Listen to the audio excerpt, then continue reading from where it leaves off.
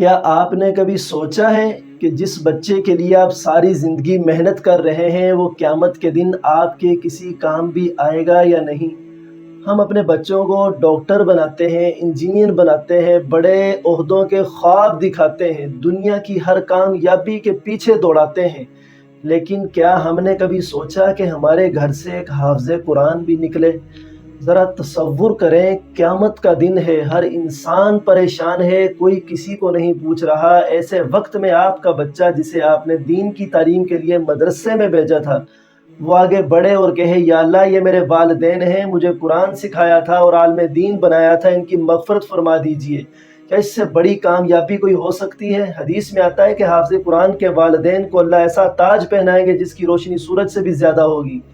سوچئے، ہم بچوں کو دنیا کے لیے تیار کر رہے ہیں، لیکن کیا ہم اپنی آخرت کے لیے بھی کچھ کر رہے ہیں؟ میں یہ نہیں کہتا کہ اپنے سارے بچوں کو مدرسے میں ڈال دیں، لیکن خدارا اپنی فیملی میں سے ایک بچہ تو دین کے لیے وقف کریں۔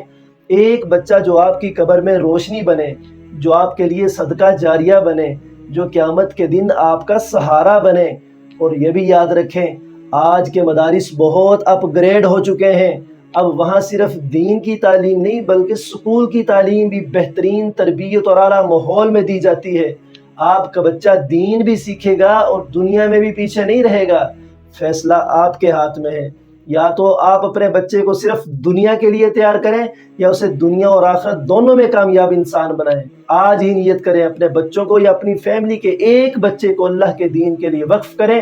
مدارس کے داخلے شروع ہو چکے ہیں۔ اللہ تعالی ہمیں درست وقت میں صحیح فیصلہ کرنے کی توفیق عطا فرمائے اور ہمارے بچوں کو ہمارے لیے آخرت میں نجات کا ذریعہ بنائے اور دنیا اور آخرت دونوں کی کامیابیاں اللہ تعالی انہیں نصیب فرمائے۔